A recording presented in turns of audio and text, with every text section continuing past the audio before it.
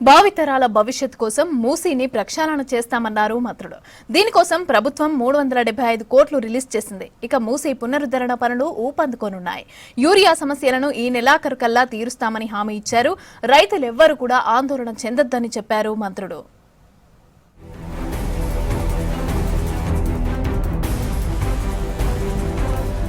మూసీ ప్రక్షాళనకు రాష్ట్ర ప్రభుత్వం తొలి అడుగు వేసింది. ఆర్థిక సంవత్సరానికి బడ్జెట్లో కేటాయించిన 375 కోట్ల నిధులను మంజూరు చేస్తూ ఆర్థిక శాఖ ఉత్తర్వులు జారీ చేసింది.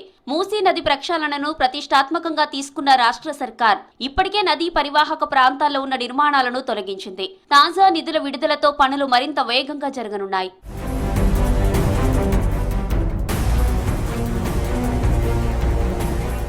భావితరాల కోసం మూసీ ప్రక్షాళన చేసి తీరుతామన్నారు మంత్రి Duddilla Sridhar Babu.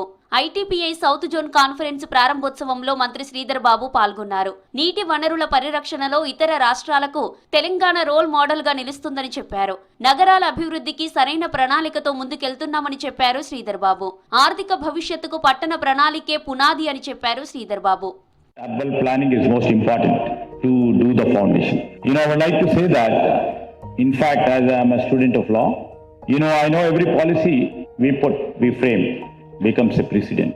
Every forest we save, every river we restore, every livelihood we create.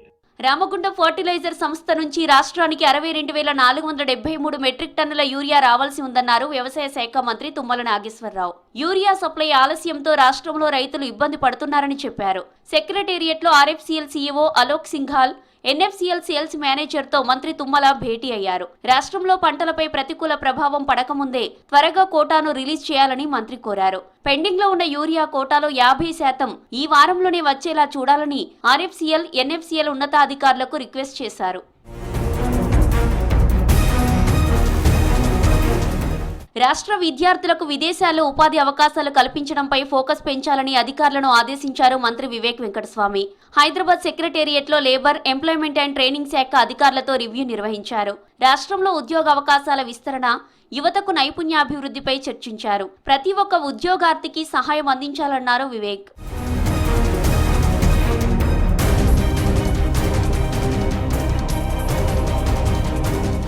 ములుగులో పర్యటించారు మంత్రి సీతక్క. పలు అభివృద్ధి పనులకు శంకుస్థాపన చేశారు. బండారపల్లిలో 29 లక్షల నిధులతో అంతర్గత సీసీ రోడ్ల నిర్మాణ పనులకు శంకుస్థాపన చేశారు. జాకారంలో 58 లక్షల నిధులతో డ్రైనేజీ నిర్మాణ పనులకు మంత్రి శంకుస్థాపన చేశారు. ములుగు ప్రభుత్వ హాస్పిటల్లో మినీ బస్సు సర్వీసులను మంత్రి సీతక్క ప్రారంభించారు. వైద్య విద్యార్థుల కోసం మినీ బస్సు సౌకర్యం ఏర్పాటు చేశామని చెప్పారు సీతక్క. 50 లక్షలతోటి మా ఎంపీడీఓ భవనాన్ని కూడా శాంక్షన్ చేసినాం.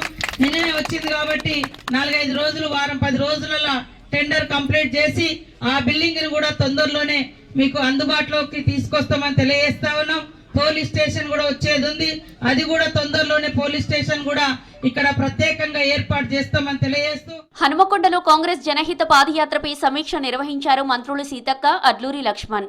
ఈ నెల 25న జిల్లాలో మీనాక్షి నటరాజన్ పర్యటిస్తారని చెప్పారు మంత్రులు. ప్రజా సమస్యలు తెలుసుకునేందుకే ఈ పాదయాత్ర చేస్తున్నామన్నారు అడ్లూరి. రానున్న స్థానిక సంస్థల ఎన్నికల్లో పార్టీ విజయకేతనం ఎగురవేయాలని చెప్పారు మంత్రి సీతక్క.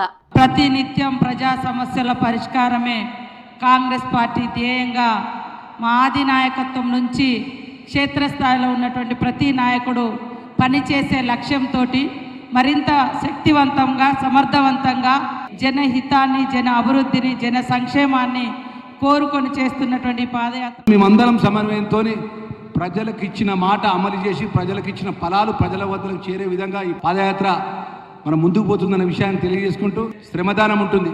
ఆ శ్రమదానంలో భాగంగా ఎక్కడైతే ప్రభుత్వ పాఠశాల, ప్రభుత్వ స్కూల్ ఉంటుందో అక్కడ శ్రమదానం చేసి అక్కడ మొక్కలు నాటే కార్యక్రమం. 15 కోట్ల రూపాయలతో ఎల్లమ్మ చెరువు సుందరీకరణ అభివృద్ధి జరుగుతోందన్నారు మంత్రి పొన్నం ప్రభాకర్. బతుకమ్మ, దసరా లోపు అభివృద్ధి పురోగతి ఉండాలని కాంట్రాక్టర్లు, మున్సిపల్, ఇతర అధికారులతో సమీక్ష చేస్తున్నామన్నారు.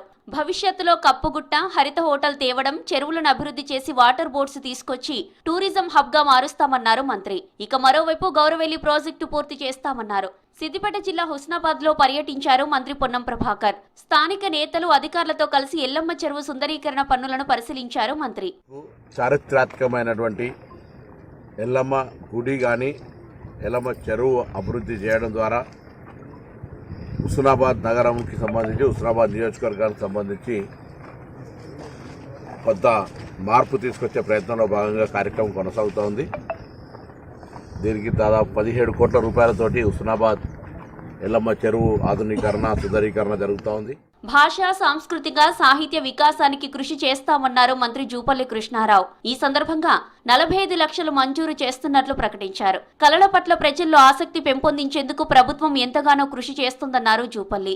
తెలంగాణ సారస్వత పరిషత్కు 20 లక్షలు, కోటిలోని శ్రీకృష్ణదేవరాయ భాషా నిలయానికి 10 లక్షలు, చిక్కడపల్లి త్యాగరాయ గానసభకు 10 లక్షలు మంజూరు చేసినట్లు చెప్పారు.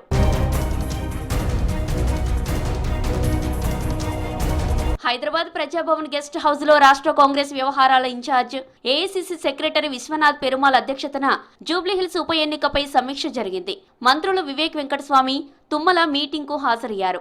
జూబ్లీహిల్స్ ఉప ఎన్నికలో అనుసరించాల్సిన వ్యూహంపై చర్చించారు. ఉప ఎన్నిక బాధ్యులకు దిశానిర్దేశం చేశారు.